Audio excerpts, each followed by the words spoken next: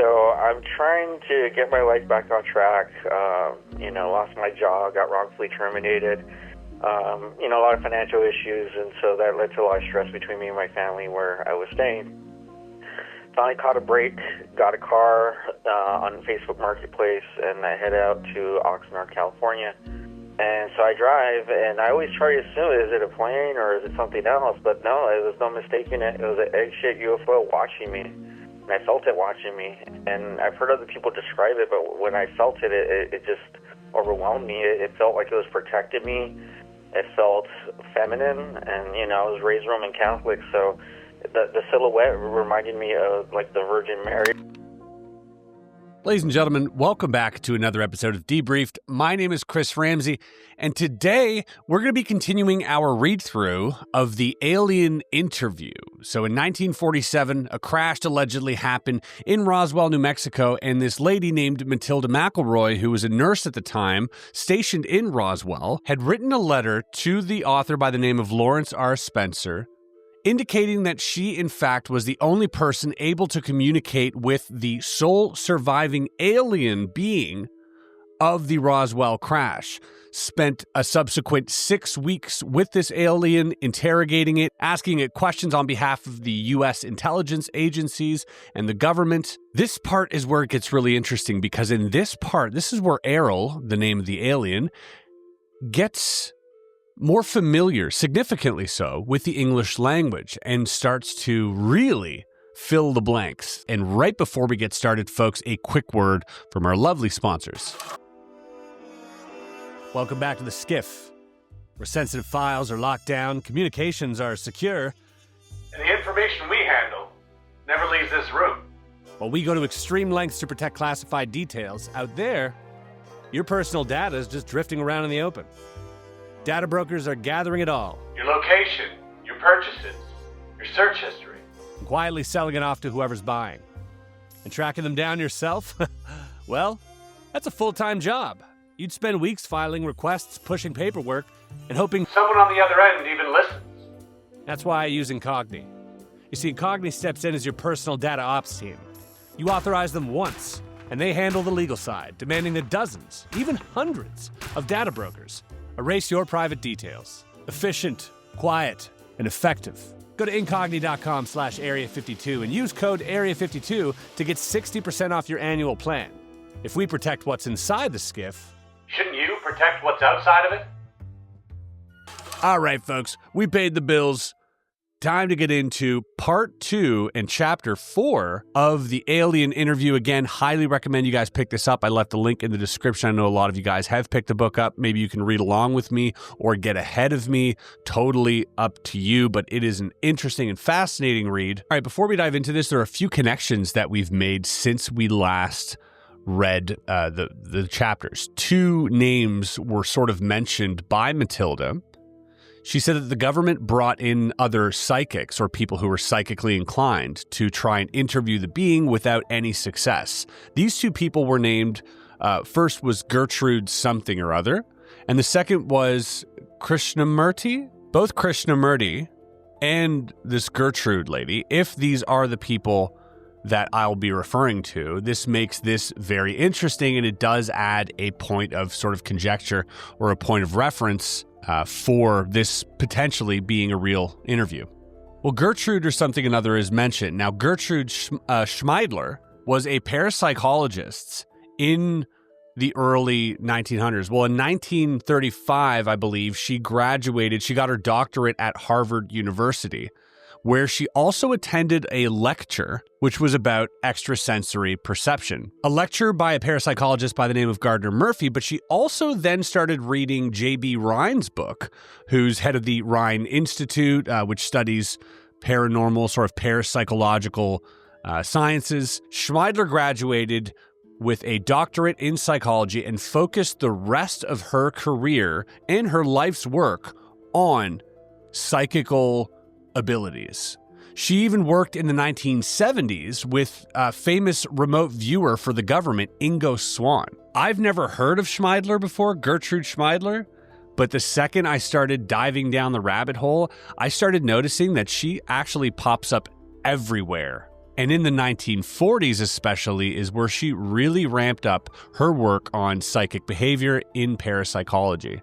A very reputable name, and she would use highly sort of scientifically rigorous standards for all of her psychic testing. So very interesting lady indeed. I'm surprised I haven't heard of her before, but I know some of you have reached out to me following the video saying, hey, this might be the person they're referring to. Now, the second person might possibly be Jiddu Krishnamurti. He is from India, but he actually was in the United States during the 1940s. He lived in Ojai, California, which is known as a bit of a hub for sort of this spiritual and sort of esoteric practices. But apparently during the 1940s, particularly during World War II, he stayed relatively quiet and withdrew from public talks. And then in the late 1940s began re-engaging with public dialogue and writings. So extremely interesting that both of these people would have been name dropped. Now, did the author Lawrence Spencer have access to the internet when he wrote this book?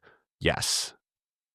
Is it possible that he just somehow, Googled a few names back then that who may have been prominent figures? Of course. But does that make it any less interesting? I don't think so. So, folks, if you don't mind, I would highly suggest you checking your disbelief at the door. Let's suspend it for the next hour or so that we can fully delve into the lore that is the alien interview. As we know, belief sometimes just gets in the way of a good story. So leave a like, subscribe, and let's get into it. Also, by the way, join the internship. If you really enjoy this and you want to get some behind the scenes on some of these read-throughs or just my thoughts in general, I post weekly. I post once a week for the members. So whether that's on Patreon or whether that's here on YouTube, it's $5 a month, and there's a whole bunch of other perks that you get with that. But you guys can check that out if that's something you're into. Chapter 4, The Language Barrier. Matilda writes, after I explained what I thought were the reasons for the no answer to the intelligence agents, there was a great deal of upset and turmoil. A very heated discussion took place between some of the intelligence officers, military officials, psychologists, and language interpreters. This lasted for several hours. It was finally decided that I should be allowed to continue to interview the alien, provided I could get a satisfactory answer from her to the following question. And here's the question. What assurance or proof do you require from us that will make you feel safe enough to answer our questions? Answer. Only she speaks. Only she hears. Only she questions. No others. Must learn /know/understand. Matilda's note writes, when I returned from the interview room to report the alien response to this question, I received a grim and skeptical reception from the assembled intelligence agents and military personnel. They could not understand what the alien meant by this. I think that's kind of funny because, if you were trying to be the only person to ever talk to this alien, that's also what you would say. You would also lie to them and be like, no, it's only this person. That's what it's saying. It's not me. I would be that guy, by the way. I'd be like, no, the alien says it only wants me. I don't know. Weird. I admitted that I couldn't really understand what she meant either, but I was doing the best I could to articulate her telepathic intentions. I told the officials that perhaps the communication problem had to do with my inability to understand the telepathic language of the alien clearly enough to be satisfactory. I was so discouraged at that point, I almost felt like giving up. Again, she's struggling with the translation of intention into words, because as we discussed in the previous episode, telepathy, I don't think it's just words. I think it's impressions and intentions, and if you can convey that, you can probably put more information into those things than you could into a string of words. I mean, it could happen just more rapidly, but it might be really hard to decipher and to properly have the correct amount of vernacular to convey, those intentions. And now there was even more arguments than before. I was sure I was going to be removed from my position, in spite of the fact that the alien refused to communicate with anyone else, or that no one else had been found who could communicate with her. Fortunately, a very clever fellow named John Newble, who is a Japanese language specialist from the Navy, had an explanation and a solution to the problem. He explained that, First, the problem had very little to do with the inability of the alien to communicate. It had more to do with her unwillingness to communicate with anyone other than myself. Second, in order for any clear, comprehensive communication to happen, both parties needed to understand and communicate through a common language. Okay, this language specialist, is this a real person? John Newble. First of all, I'd like to know, is this a real person? Can that be confirmed?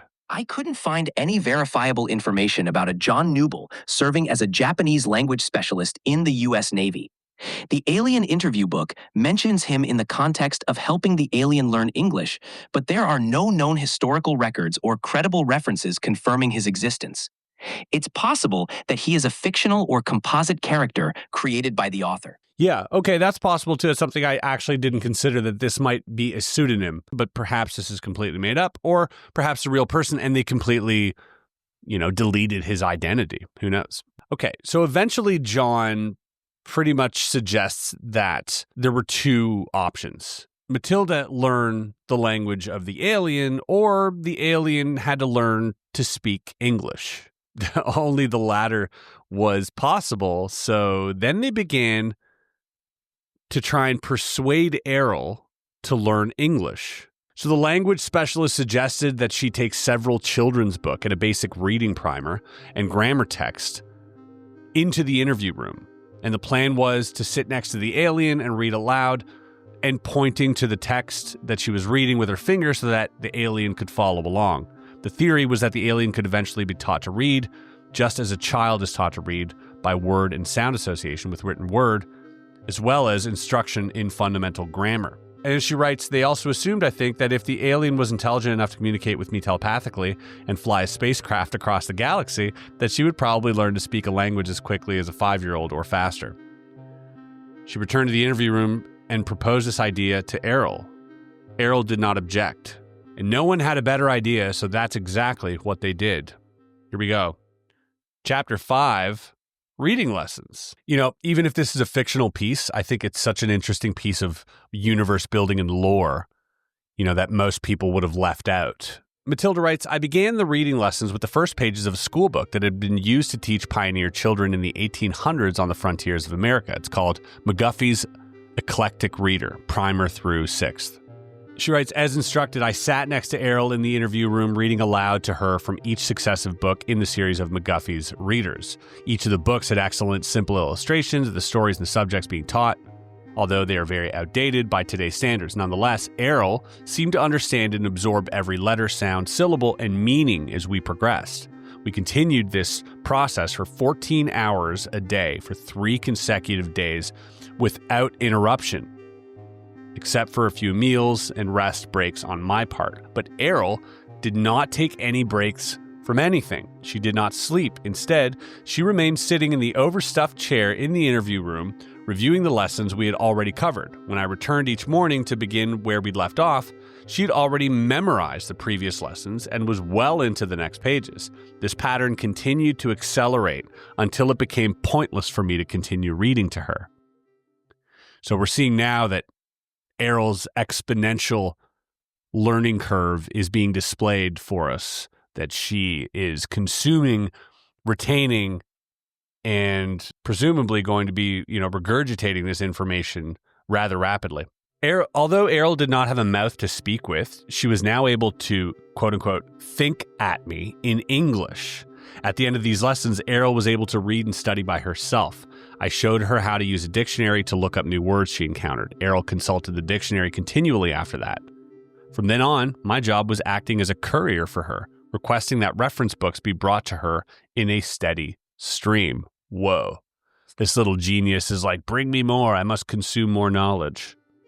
Next, Mr. Newble brought in a set of Encyclopedia Britannica. Airl especially enjoyed this because it had a lot of pictures. After that, she requested many more picture books and reference books with photographs and drawings because it was much easier to understand the meaning if she could see a picture of the thing she was studying.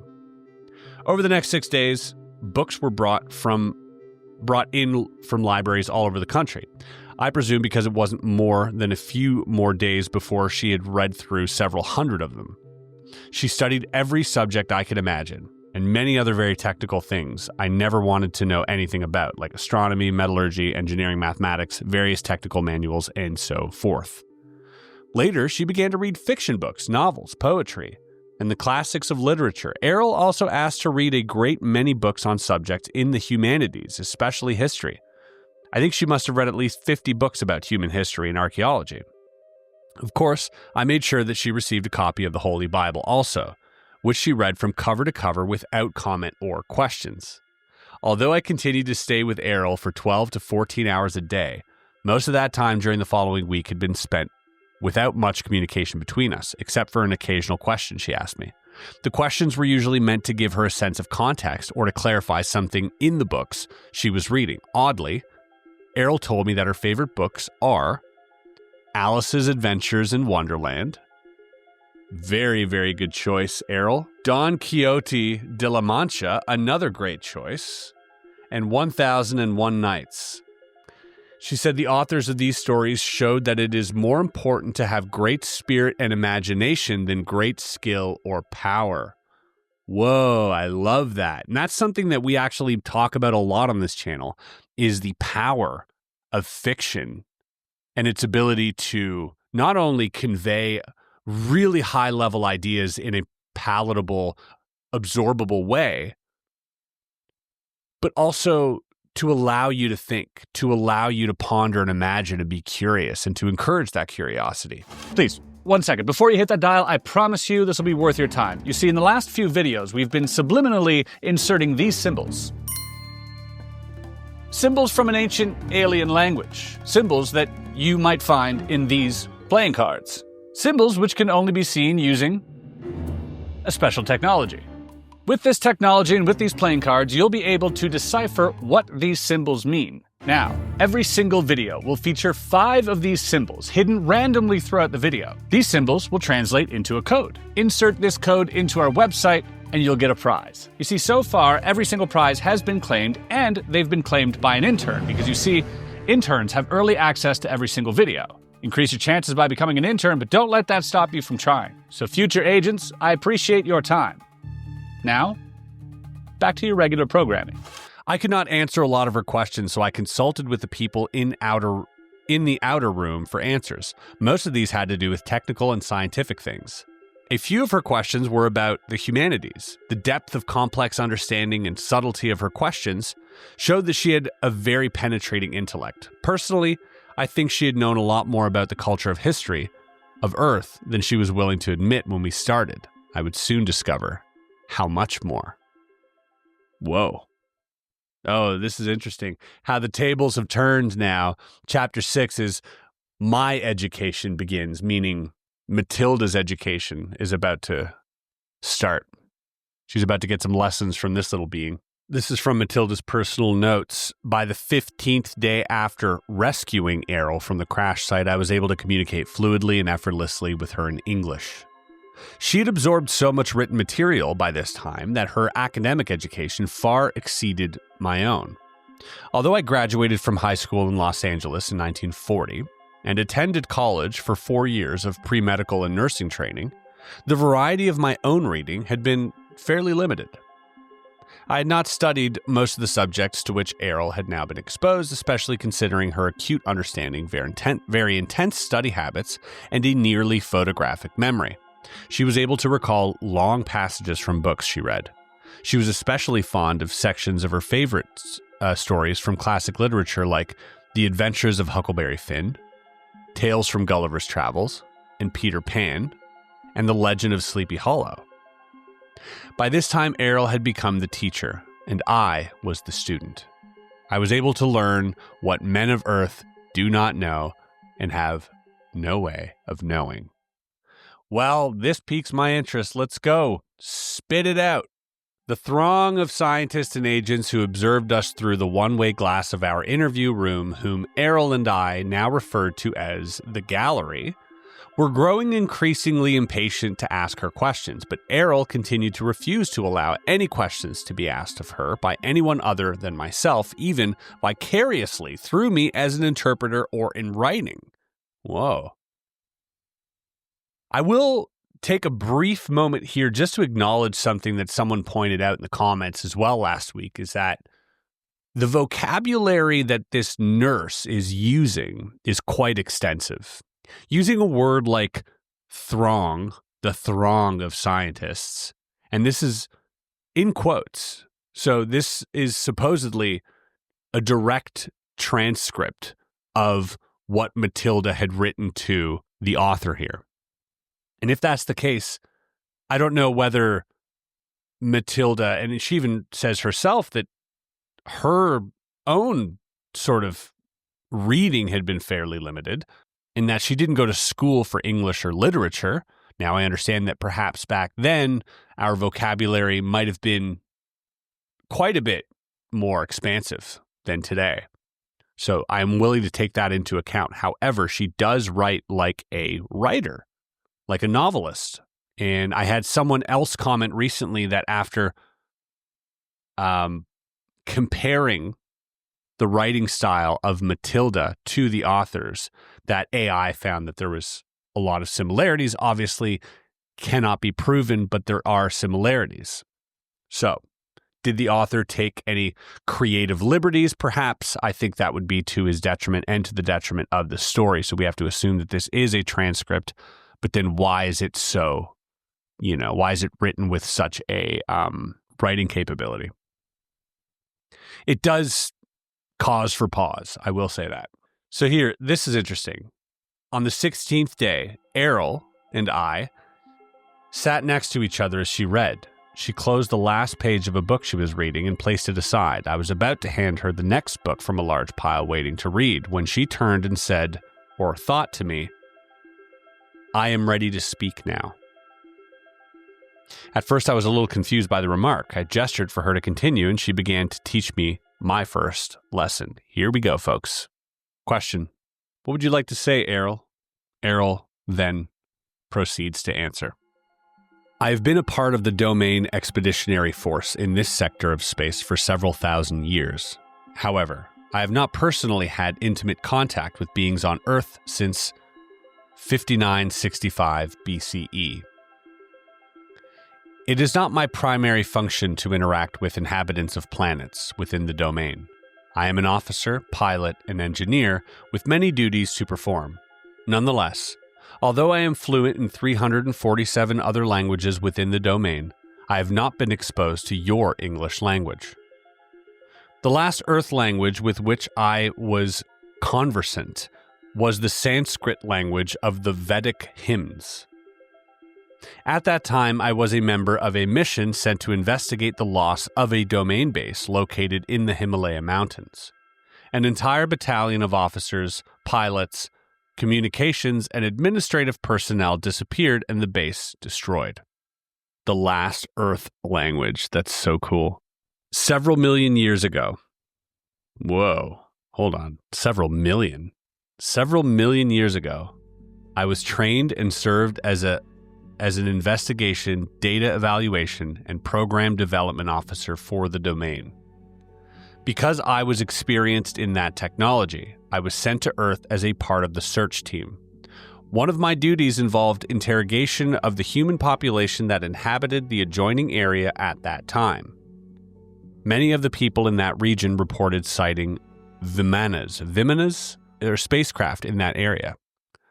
I want to see what that is in the Himalayas. Vimanas. Mythological flying craft described in ancient Indian text. The term means measuring out or traversing in Sanskrit and is often translated as chariot or palace in the sky. Whoa. Following the logical extension of evidence, testimony, observation, as well as the absence of certain evidence, I led my team to the discovery that there were still old empire ships and well-hidden old empire installations in this solar system of which we had been completely unaware. You and I were unable to communicate in your language because I, personally, have not been exposed to your language. However, now that I have scanned the books and material you provided me, this data has been relayed to our space station in this region and processed by our communications officer through our computers. It has been translated into my own language and relayed back to me in a context that I can think with. I have also received additional information from the files stored in our computers about the English language and domain records concerning Earth civilization. This is crazy. Airl is really acting like a biological version of artificial intelligence. And this, by the way, was written prior to, any modern GPT or language models that we have. But just very interesting that, this sort of concept exists here. Now I am prepared to give you certain information that I feel will be of great value to you. I will tell you the truth. Although truth is relative to all other truth, I wish to share with you as honestly and accurately as possible truth as I see it, within the boundaries of my integrity to myself, to my race, and without violating my obligations to the organization I serve and have sworn to uphold and protect. Okay, I thought. This is Matilda. Will you answer the questions from the gallery now? No. I will not answer questions. I will provide information to you that I think will be beneficial to the well-being of the immortal spiritual beings who comprise humanity, and that will foster the survival of all the myriad life forms and the environment of Earth, as it is a part of my mission to ensure the preservation of Earth. Personally, it is my conviction that all sentient beings are immortal spiritual beings. This includes human beings. For the sake of accuracy and simplicity, I will use the made-up word is-be, because the primary nature of the immortal being is that they live in a timeless state of is, and the only reason for their existence is that they decide to be. Whoa! What an interesting thought experiment that is. That these beings just are, but they decide to be. So they are is-bees. What a cool concept. No matter how lowly their station in a society, every is-bee deserves the respect and treatment that I myself would like to receive from others. Each person on Earth continues to be an is-bee, whether they are aware of that fact or not. Bunch of is-bees out there. This is rather fascinating to me because now we're talking about this idea of perhaps the human body being a soul container, right? Very high-level spiritual, sort of esoteric, out there, fringe idea. But, this has been echoed throughout many religions, many philosophers, many parapsychologists. If you look into past life regression ideas or between life regressions, this existentialist conversation can go on for hours, and is something I'm very fascinated by. Matilda writes, I will never forget this conversation. Her tone was very matter-of-fact and emotionless. However, for the first time, I sensed the presence of a warm and real personality in Airl. Her reference to immortal spiritual beings struck me like a flash of light in a dark room. I had never before considered that a human being could be an immortal being. I thought that status or power was reserved solely for the Father, the Son, and the Holy Ghost. And because I am a devout Catholic and subject to the word of the Lord Jesus, the Holy Father, I have never thought of a woman as an immortal spiritual being either, not even the Holy Mother Mary. Yet when Airl thought that thought, I became vividly aware for the first time that she, personally, was an immortal spiritual being. And so are we all. Now, it's a bit of a theoretical, pondering, but I guess what an alien being, you're coming face to face with this thing and it's talking to you in your mind and it tells you for certain that you are this. I think that realization is much more profound and powerful, because we can think it, we can sort of believe it or have faith in that idea. But I think when this other being who clearly demonstrates these otherworldly abilities is now conveying to you this idea, I think you probably believe it a lot more than if it just came from yourself, for whatever reason that is.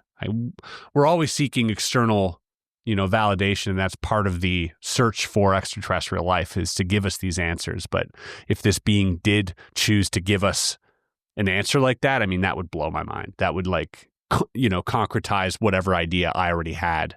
Maybe I'm just gullible. Maybe we shouldn't be believing all the propaganda these aliens are feeding into our brains, but I, for one, would be happy to oblige. Airl sensed that I was confused about the idea. She said she would demonstrate to me that I am also an immortal spiritual being. She said, "Be above your body." Immediately, I realized that I was outside of my body, looking down from the ceiling at the top of my body's head. I was also able to see the room around me, including Airl's body, sitting in the chair next to my own body. After a moment, I realized the simple but shocking reality that I am not a body. She just realized that she is more than her physical body. For those of you who haven't already checked it out, I highly encourage you to check out a 3-part documentary series that I made on astral projection, leaving the body.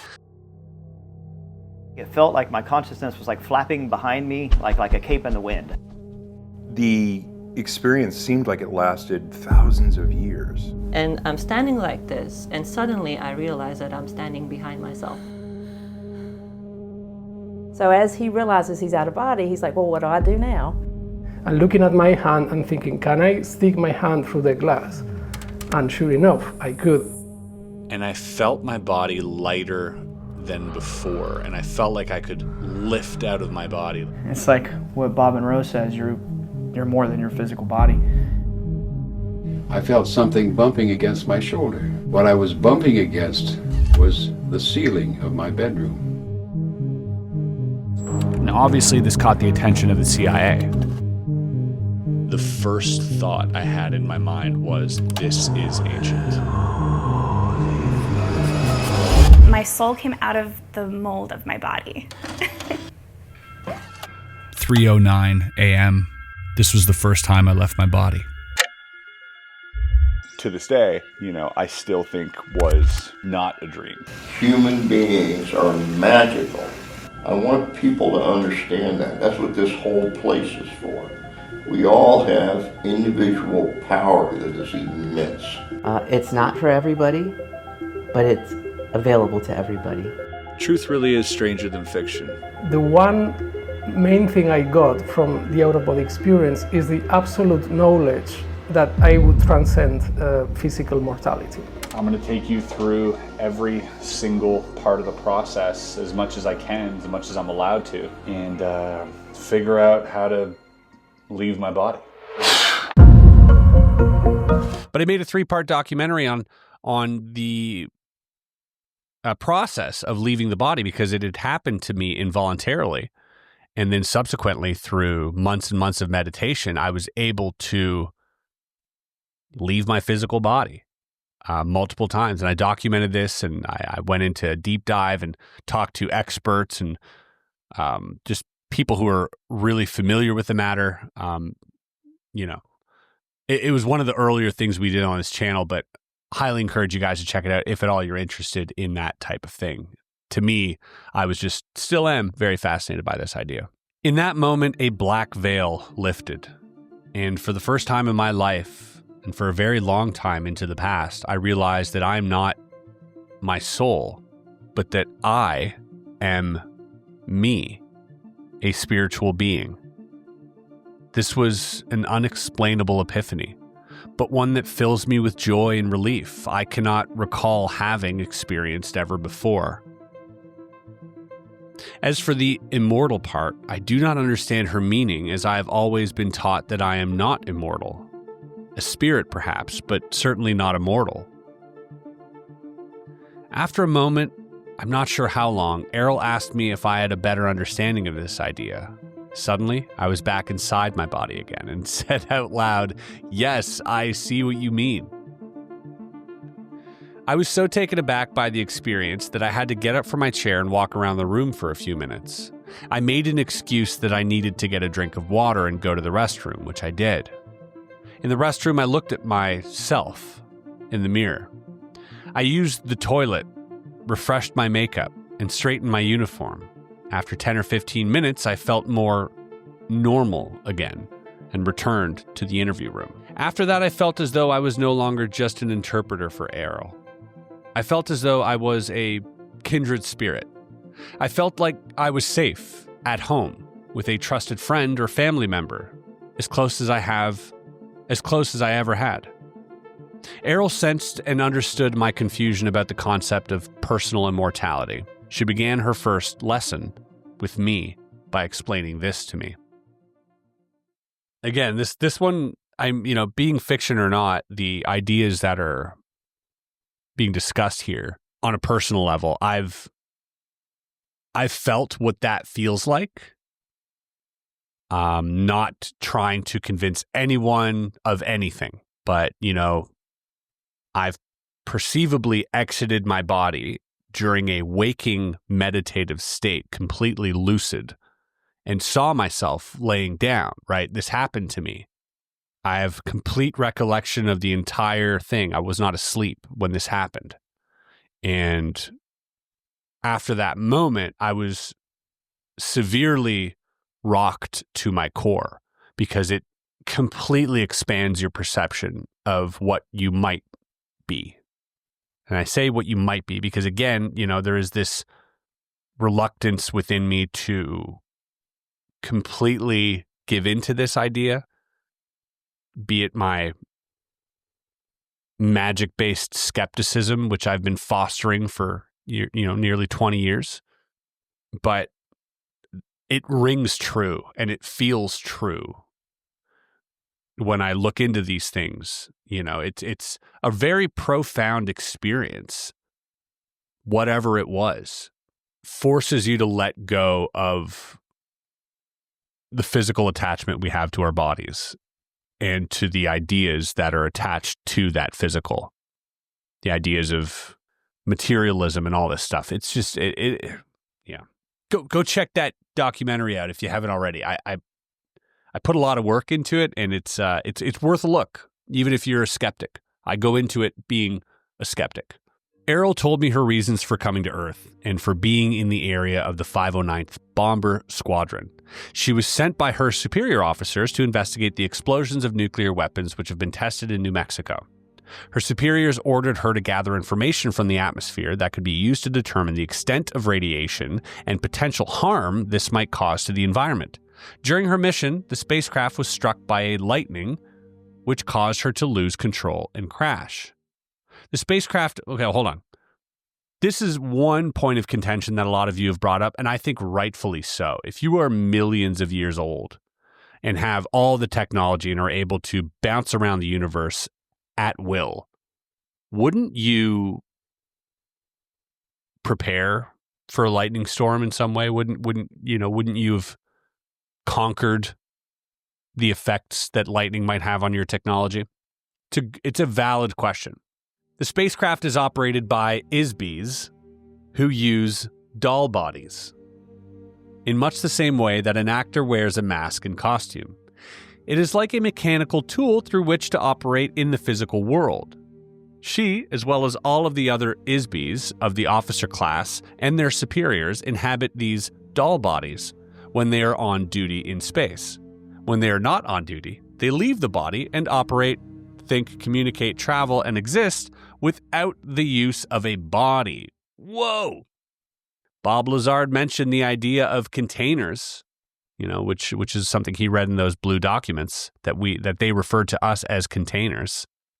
This lines up. The bodies are constructed of synthetic materials, including a very sensitive electrical nervous system to which each ISB adjusts themselves or tune in to an electronic wavelength that is matched uniquely to the wavelength or frequency emitted by each ISB. Each ISB is capable of creating a unique wave frequency which identifies them, much like a radial signal frequency. This serves, in part, as identification like a fingerprint. The doll body acts like a radio receiver for the ISB. No two frequencies or doll bodies are exactly the same. The bodies of each ISB crew member are likewise tuned into and connected to the nervous system built into the spacecraft. The spacecraft is built in much the same way as the doll body. It is adjusted specifically to the frequency of each ISB crew member. Therefore, the craft can be operated by the thoughts or energy emitted by the ISB. It is really a very simple direct control system. So there are no complicated controls or navigation equipment on board the spacecraft. They operate as an extension of the ISB. Again, this really corroborates this idea that these craft are alive to a certain extent, as alive as the doll bodies, or as alive as the ISB that inhabits it. You know, and the fact that each vessel is tuned to the frequency of its ISB makes me think of the 4chan whistleblower and the underwater mobile construction unit creating these crafts to spec and populating them perhaps with these biological dolls, if you will, these grays, these biodrones. We're filling some plot holes here. This is really interesting. When the lightning bolt struck the spacecraft, this caused a short circuit and consequently disconnected them from the control of the ship momentarily, which resulted in the crash. Okay, what's really interesting here, this is a really cool connection. In the Aztec crash, in this book here by William Steinman, really interesting book, okay?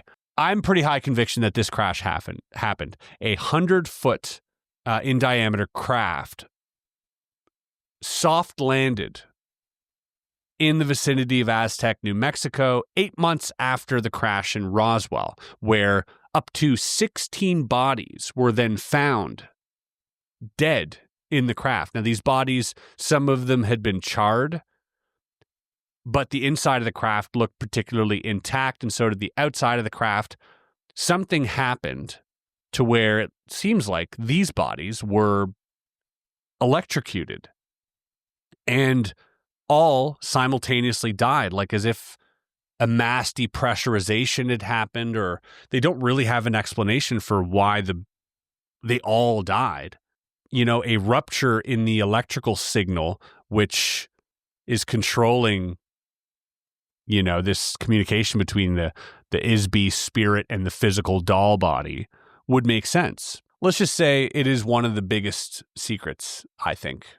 If you haven't checked out the Aztec crash, I mean, do your own homework, but definitely dig a little deeper than just the surface level, because there's a lot to discover there. Really interesting case. Airl was and still is an officer, pilot, and engineer in an expeditionary force, which is part of a space opera civilization, which refers to itself as the Domain.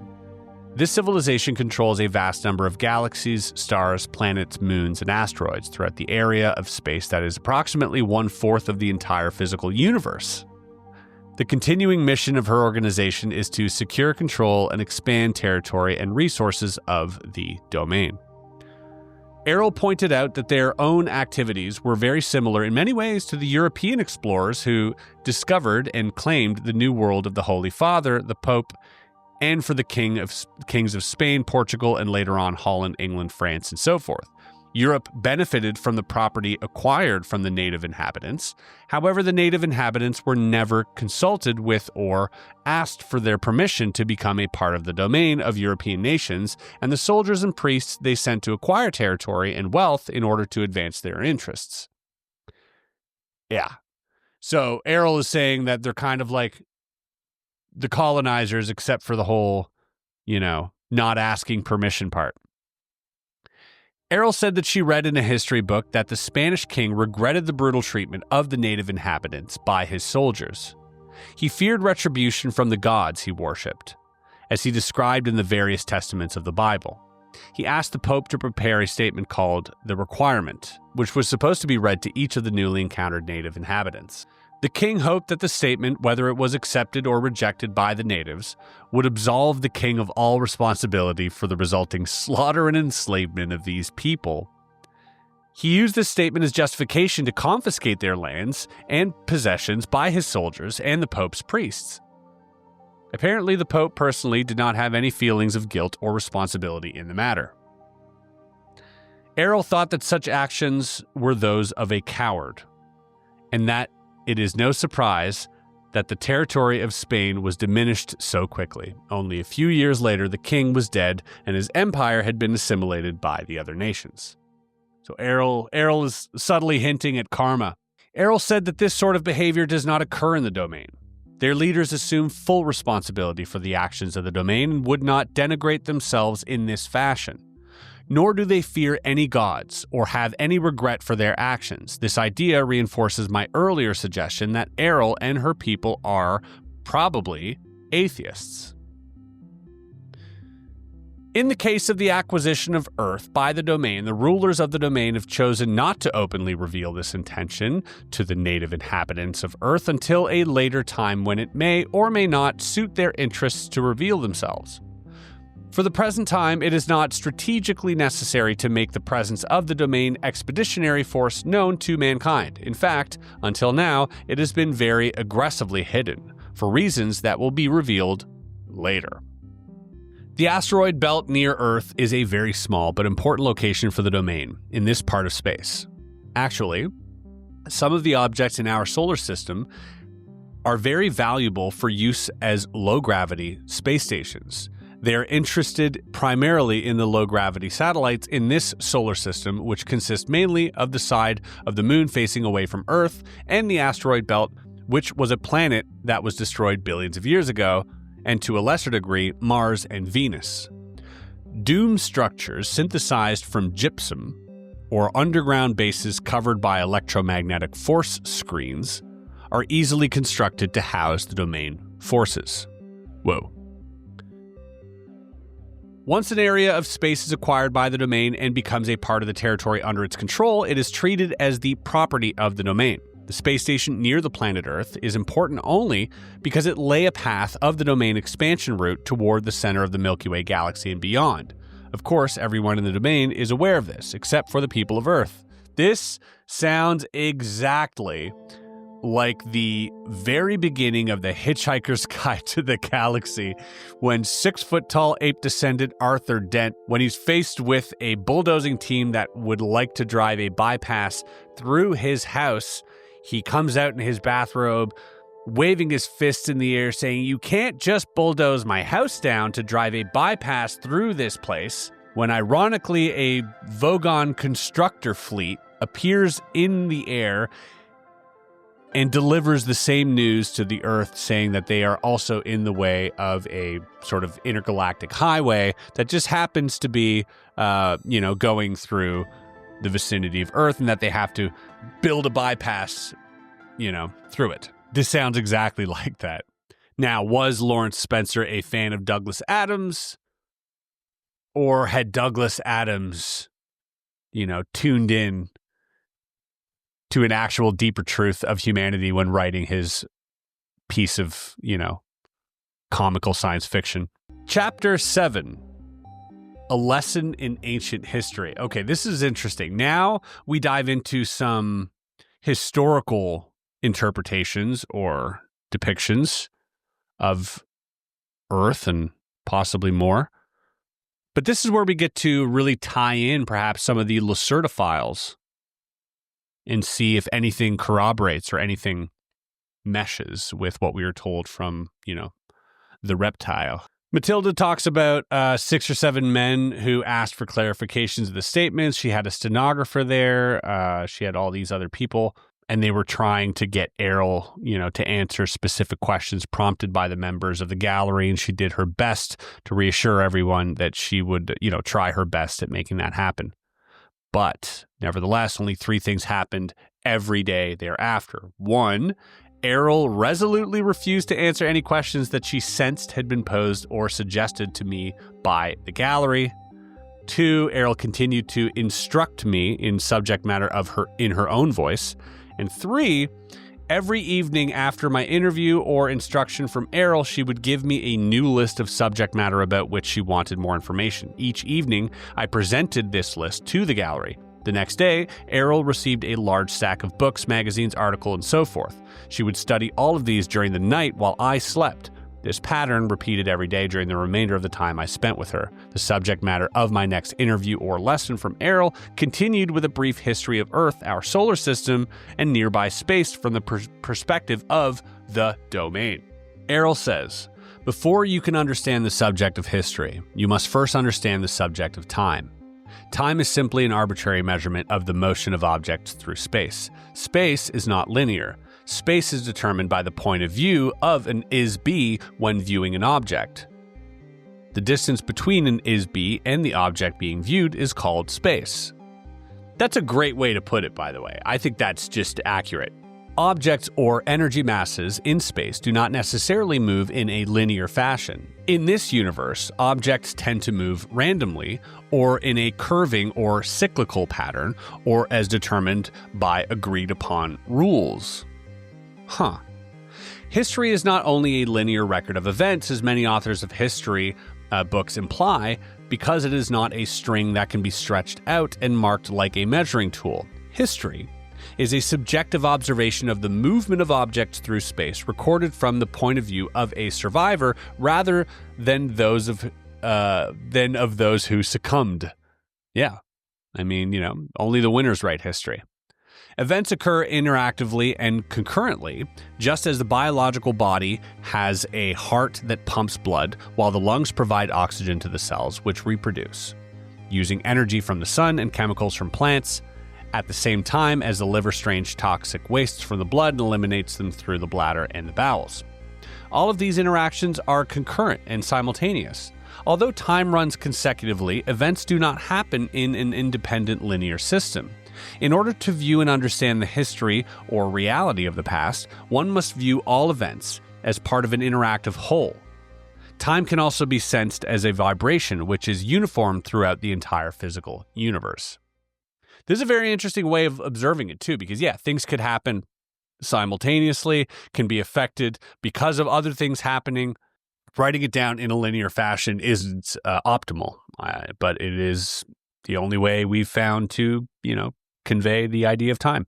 Airl explained that the Is-Bees have been around since before the beginning of the universe. The reason they are called immortal is because a spirit is not born and cannot die, but exists in a personally postulated perception of will be.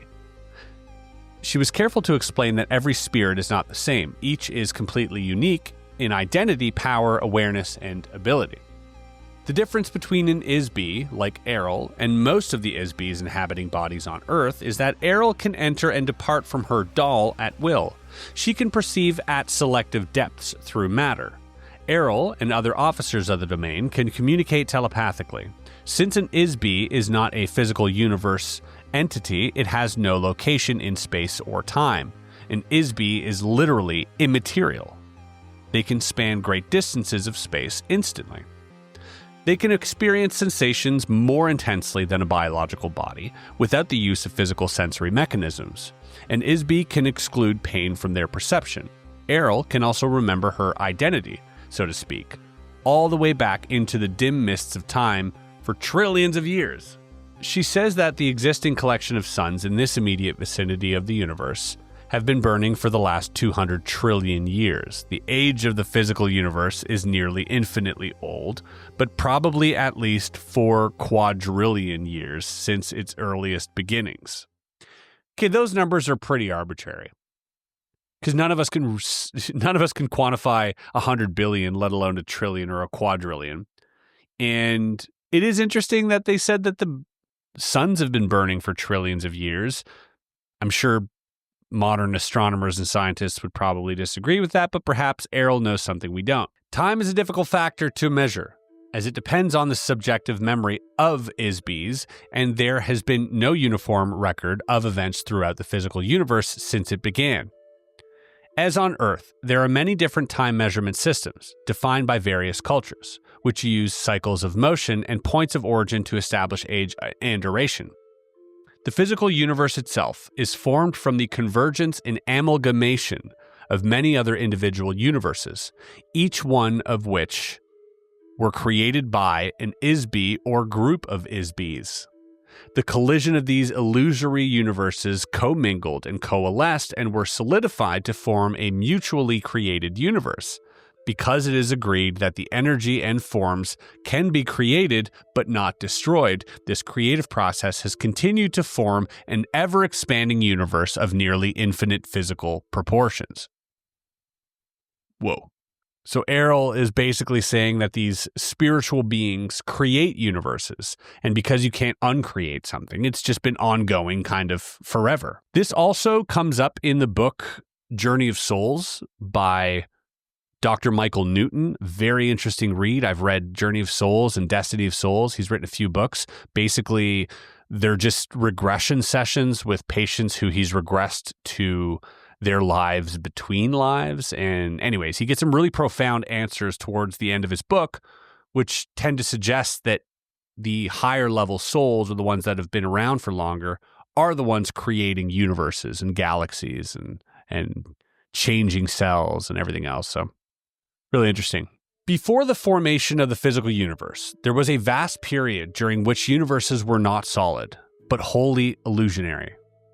You might say that the universe was a universe of magical illusions which were made to appear and vanish at the will of the magician. In every case, the magician was one or more Isbys. Many Isbys on Earth can still recall vague images from that period. Tales of magic, sorcery, and enchantment. Fairy tales and mythology speak of such things, although in very crude terms. Each Isby entered into the physical universe when they lost their own home universe. That is, when an Isby's home universe was overwhelmed by the physical universe, or when the Isby joined with other Isbys to create or conquer the physical universe. That's a little complicated for me, but all right, we're going to continue. On Earth, the ability to determine when an Isby entered the physical universe is difficult for two reasons. 1, the memory of Isbys on Earth have been erased. 2, Isby's arrival or invasion into the physical universe took place at different times, some 60 trillion years ago and others only 3 trillion years ago. Oh, only? Every once in a short while, a few million years, an area or planet will be taken over by another group of Isbys entering into that area. Sometimes it will capture other Isbys as slaves. They will be forced to inhabit bodies to perform menial or manual work, especially mining mineral ores on heavy gravity planets such as Earth. Airl says that she has been a member of the Domain Expeditionary Force for more than 625 million years. When she became a pilot for a biological survey mission which included occasional visits to Earth, she can remember her entire career there and for a very long time before that. She told me that Earth scientists do not have an accurate measuring system to gauge the age of matter. They assume that because certain types of materials seem to deteriorate rather quickly, such as organic or carbon-based matter, that there is a deterioration of matter. It is not accurate to measure the age of stone based on the measurement of the age of wood or bone. This is a fundamental error. Factually, matter does not deteriorate. It cannot be destroyed. Matter may be altered in form, but it is never truly destroyed. The Domain has conducted a periodic survey of the galaxies in this sector of the universe since it developed space travel technologies about 80 trillion years ago. A review of changes in the complexion of Earth reveal that mountain ranges rise and fall, continents change locations, the poles of the planet shift, ice caps come and go, oceans appear and disappear, rivers, valleys, and canyons change. In all cases, the matter is the same. It is always the same sand. Every form and substance is made of the same basic material, which never deteriorates. There's a note here by Matilda which says, I cannot even begin to imagine how advanced a civilization may have become technically and mentally after trillions of years. Just think of how advanced our own country has become compared to only 150 years. Only a few generations ago, transportation was on foot, horseback, or boat. Reading was done by candlelight. Heating and cooking were done over a fireplace, and there wasn't any indoor plumbing. All right, folks, that is all I have in the tank for today. It has been an incredibly expanding, communication that we've read through. This is really kind of hurting my brain, but I love it so much. I'm a big fan of universe building, whether Star Wars or Hitchhiker's Guide to the Galaxy. So if this is a giant hoax or piece of fiction, hats off, because I'm invested heavily, and I think this is really interesting. we're going to stop there only because I'm kind of getting saturated and my brain's kind of still trying to process a lot of what I read, and I do want to come back to this with a fresh perspective. So let me know your thoughts on what has been discussed by Airl and Matilda, whether that's the out-of-body event that was induced during one of the interrogations or the spiritual sort of beginnings of the Isbys. This is all really interesting. And I love the term Isby, by the way. I think it's so cool. Thanks for watching, folks. Definitely check out our Discord if you want to keep that conversation going. It's free to join. It's basically a big chat room where we all get together and hang out. Check out area52.shop or the membership if you want to gain access to further videos and other perks that we have going on there. And also if you want to just support this channel more than just watching these videos, I appreciate it. But if not, all good. We'll be back next week with another read through in part 3 of the Alien interview. Thanks so much, and we'll see you then. Peace and love.